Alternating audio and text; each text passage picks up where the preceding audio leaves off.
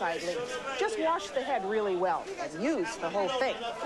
And then, not to be outdone, this is one of my favorites. Escarole, scarola in dialect. A lot of people just don't buy this. You know why? It's very dirty. When you open it up, it's quite sandy. So when you bring it home, you have to separate all of these leaves. Now, what do people do with this?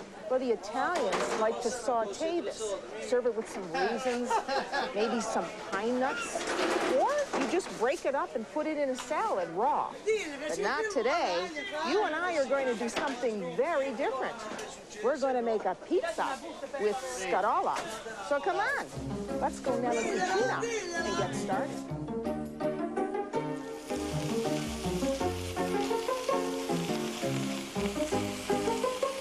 Sometimes pizza gets a really bad rap, and probably rightly so because of some of the toppings that people put on pizza that no Italian would ever recognize. So today I thought I would make you two healthy pizzas. And we're starting with a radicchio pizza. And if you've never had radicchio, this is it. It's a member of the chicory family, and Italians use it in salads raw.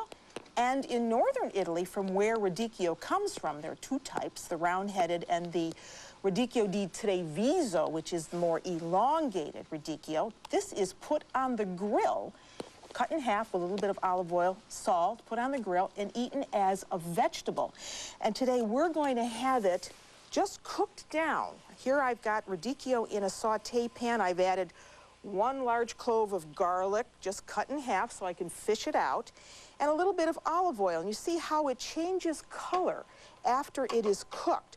So that's all ready to go. It's wilted down. I want to put that into a bowl now, because this is going to be the filling for our pizza. This is actually going to be a two-crusted pizza, a pie, a pizza pie. So there's the radicchio.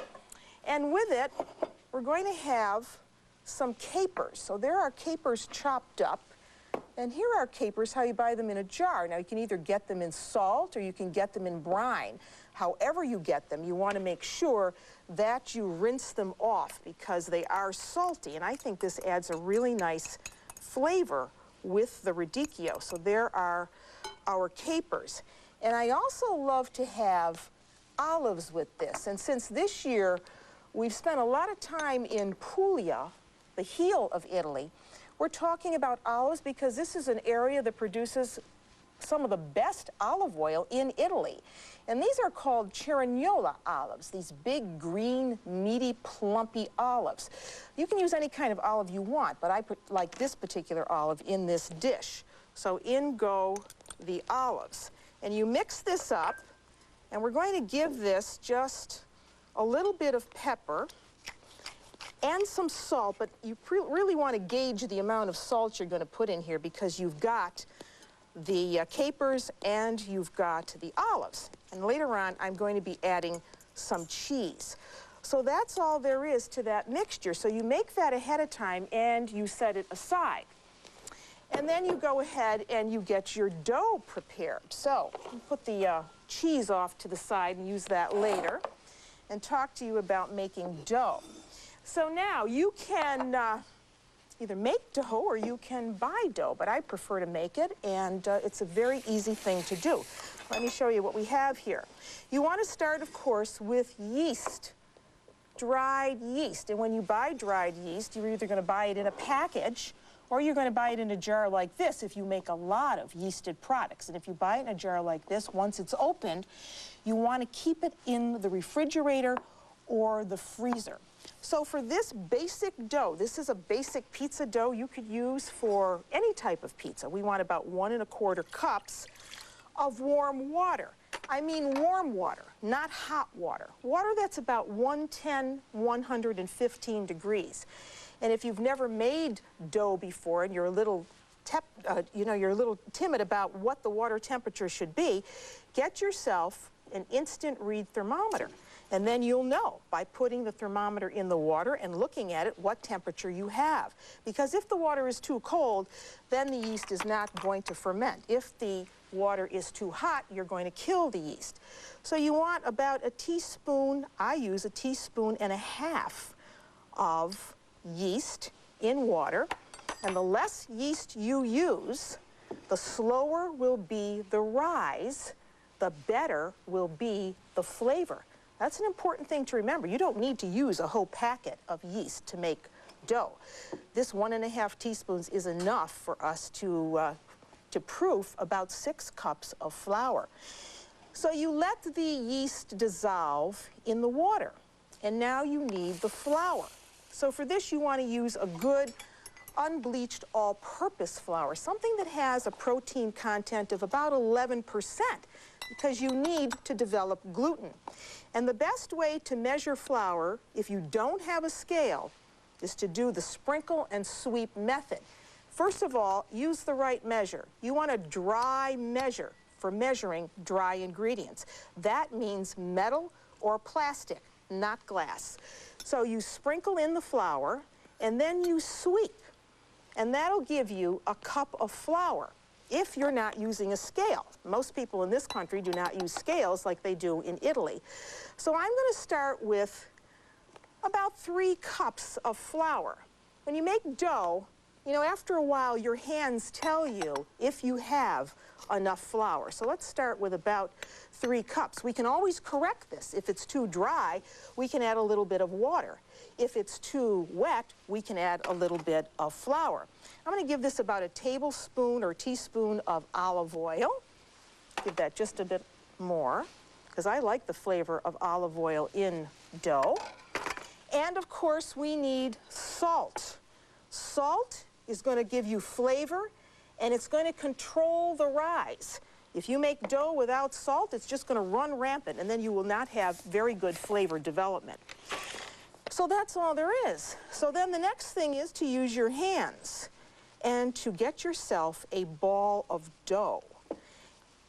So don't add the flour all at once. Add it a little bit at a time. And I know just by feeling this that I'm going to add just a bit more flour to this dough to get it where I want it. So easy to make pizza dough at home. And I'm doing this in real time for you so that you can see that it just takes basically a couple minutes to make it after you've got the yeast proofed. Once you have it on your board, then you want to knead it. And this is a really good help in the kitchen. It's a bench knife, and it helps you lift and turn the dough. And you'll know if you need more flour when the dough sticks to your hands. And I know that I need a bit more. So I'm just going to add a little bit right around the dough. Not too much, because I want to control this. If you add too much flour, you're going to have a dough that doesn't move, that's going to be very hard, and the texture is not going to be very good. So that's just about the right amount of flour. Then you have to do the knead, which is what I'm doing for you now, to disperse those yeast cells. And the best way to do that is to start at 12 o'clock. Put this in your mind. You start at 12 o'clock, you bring the dough over, and you push with your hand, and then turn, a quarter turn. And you get into this rhythm until this dough is nice and soft and smooth. Then what you need to do is put a little bit of olive oil back in that bowl.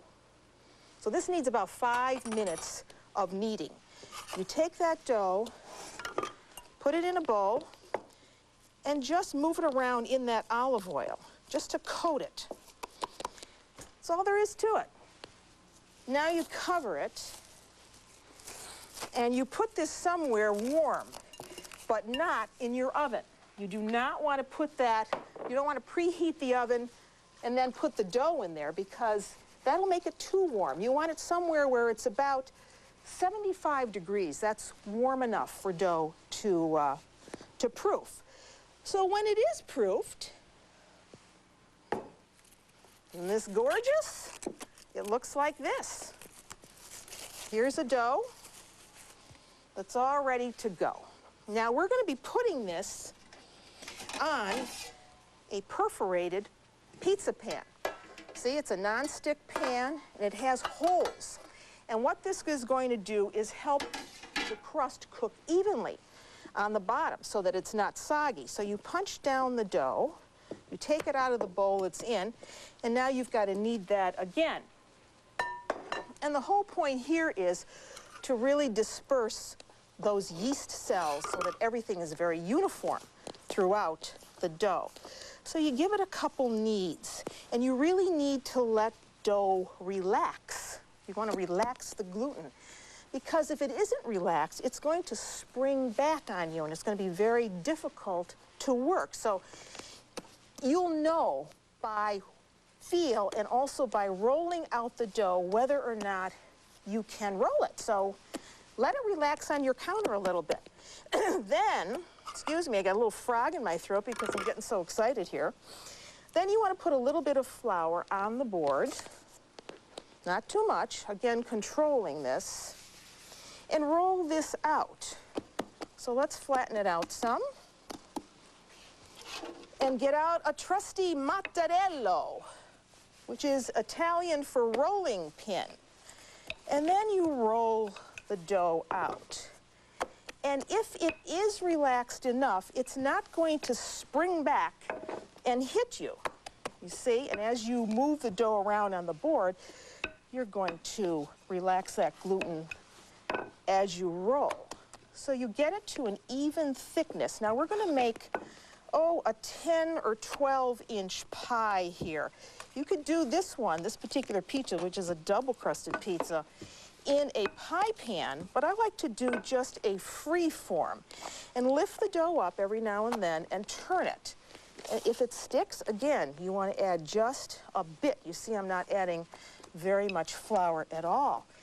And when I make pizza, of course, the one thing that comes to mind is the very pizza that you would never find in Italy, which is pepperoni pizza.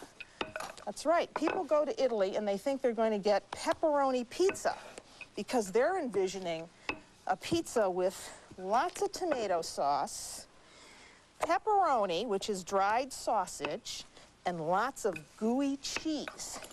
And that just isn't the way it is. Okay. Because pepperoni in Italian means peppers, not sausage. So now you get it on your bake sheet and you stretch it out. You're going to have to roll out the second piece of dough to fit. So there it is.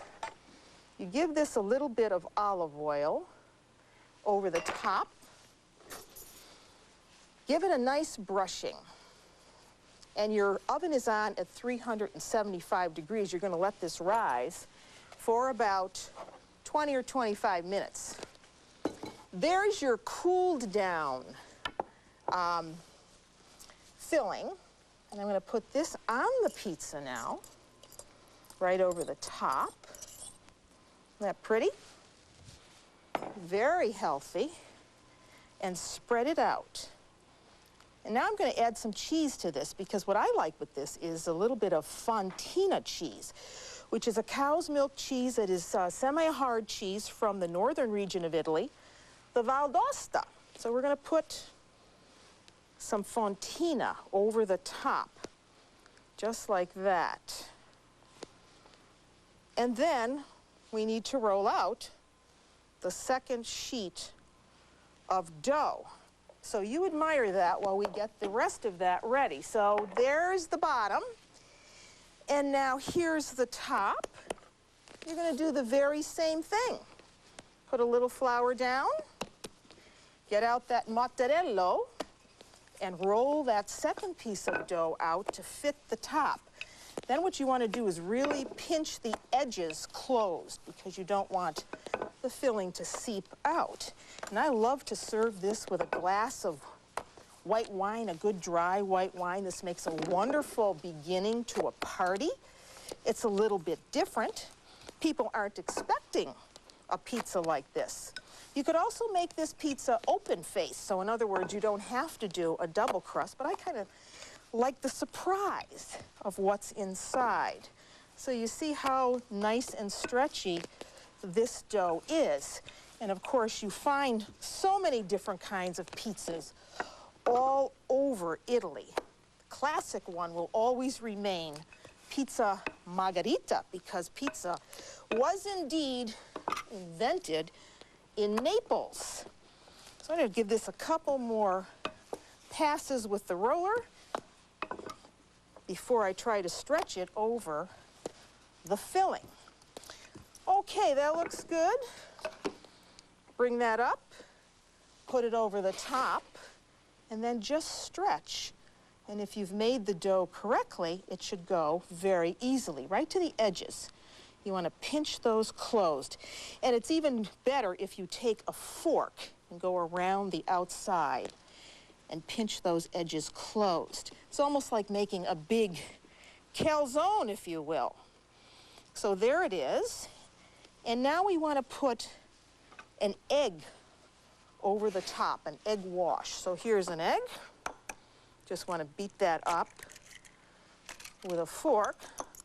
I hope you're salivating, because doesn't this look good? A little different. You could put some coarse salt over the top of this. You could put some herbs if you wanted to. So a little bit of egg wash over the top, just like that. And you want to cover this with a towel now and let it rise for about 20 minutes. You also want to put a little vent right there to allow the steam to escape. So I'm just going to press that down. And that's all there is to making a pizza di radicchio. I want to let that rise for about 20 minutes. Now let me show you what else you can do with something in the chicory family. Here's another dough that we rolled out. But in this case, we're going to use escarole, known in Italian as scarola. And when you get it home, it's pretty dirty. So you've got to really wash it several times. And then what I do after it's cleaned, I put it in a pot of boiling water and I let it wilt down just for about 2 or 3 minutes. And by the way, you can find these recipes on the Ciao Italla website. So put the pencils down. So here it is after it's been cooked, and I've shocked it in ice water to keep the color. Now in this pan right here, I have some gaeta olives, some anchovies, and some capers. And this is going to flavor this escarole. So I'm going to turn this off now and take this and add it right to the escarole. This is a wonderful vegetable, eaten raw, many times just as a salad. My husband, Guy, particularly loves escarole. So look at how pretty this looks, this combination. And again, you want to control the amount of salt that you're putting on this and the amount of pepper, because this can be just a little bit spicy. So now you spread that mixture right over the top. I'm going to add a couple other things to this that I really love with this pizza. Look at how pretty this looks. Now, I dare you to tell me that this is not healthy for you with all this wonderful, these greens, these olives. And then the last thing I put on here are some pine nuts. So pine nuts go over the top, just like that. You could toast the pine nuts ahead of time if you wanted to. And some golden raisins, because you know, one of the other dishes that I love from Italy is escarole that's stuffed with pine nuts and raisins. My grandmother made that all the time. So I think this is a nice takeoff on that idea. And again, this you need to cover and let rise for about 20 minutes. So there you have it. 2 healthy pizzas, one made with scarola and the other with radicchio.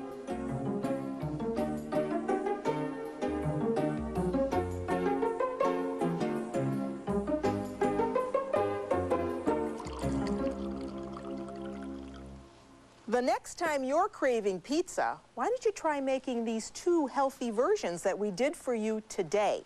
Here is that escarole pizza that we made with pine nuts, raisins, capers, and anchovies. You're going to love it. And then here is a wonderful take on pizza, a two-crusted pizza that we did with radicchio that we wilted down a little bit of olive oil and combined with fontina cheese, capers. And a wonderful wine to go with this, how about a Pinot Grigio? And until I see you nella cucina again, I'm Marianne Esposito. Ciao. Learn how to prepare the authentic Italian recipes you've just seen in 30 minutes or less with Ciao Italia Pronto. It's fully illustrated, autographed by Marianne, available on the web or at this number.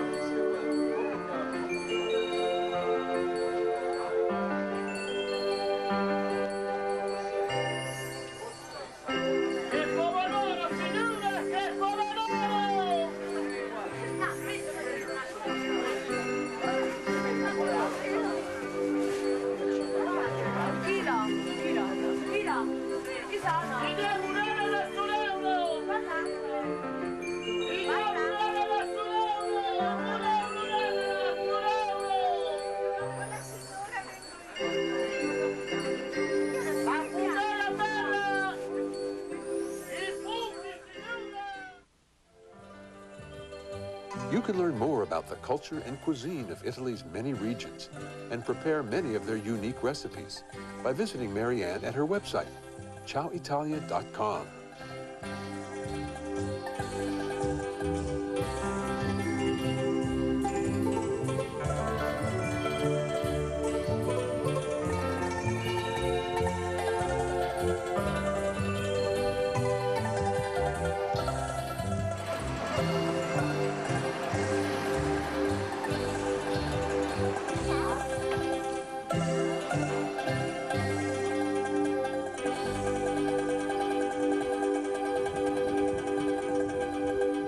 Funding for Ciao Italia was made possible by 4 generations ago, Giovanni Colavita founded an olive oil tradition based on quality and integrity.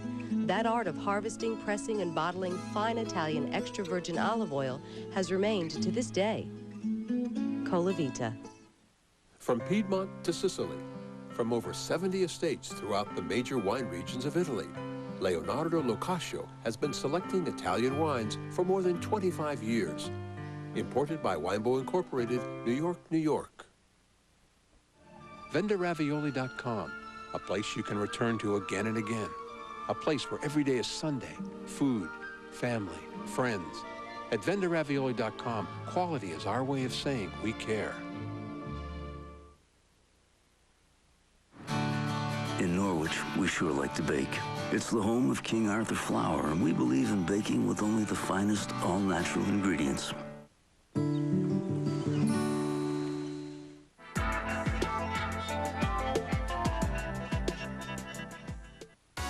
Women, now is the time to take control of your financial destiny. Emmy-winning finance expert Susie Orman is back with new, inspiring advice for women of all ages. To become powerful with money, you have to become powerful with who you are. An unforgettable television event. Don't miss Susie Orman, Women and Money.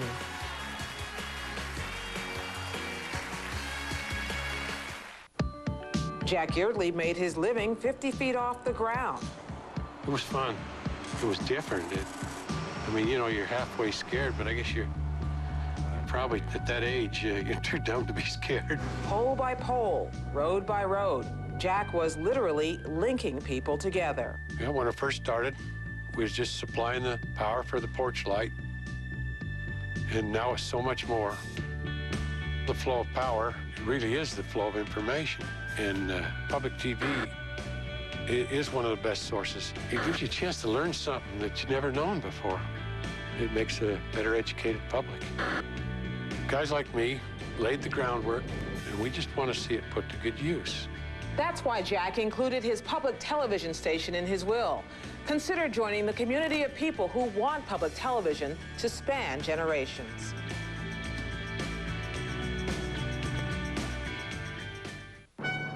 "35 years of masterpiece theater, more than 250 stories, now just 12 finalists." Join Derek Jacobi and a host of Masterpiece Theater's brightest stars as we count down the best series of all time, selected by the experts, viewers like you. Is your favorite on the list? Will it be #1? Join us Sunday at 8 p.m. OPB business partner, Oregon Home Magazine, has made a contribution to OPB. Thank you.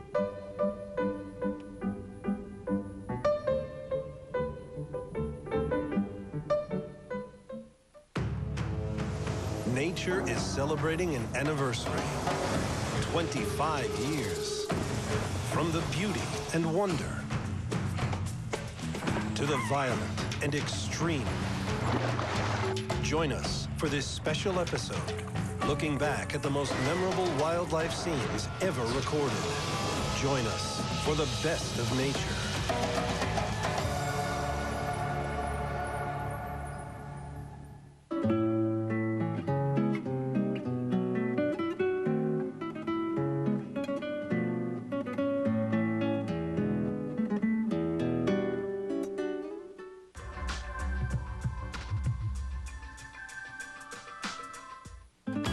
Portland Nursery, a passion for plants, a nursery for plant people, at 50th and Stark and 90th and Division.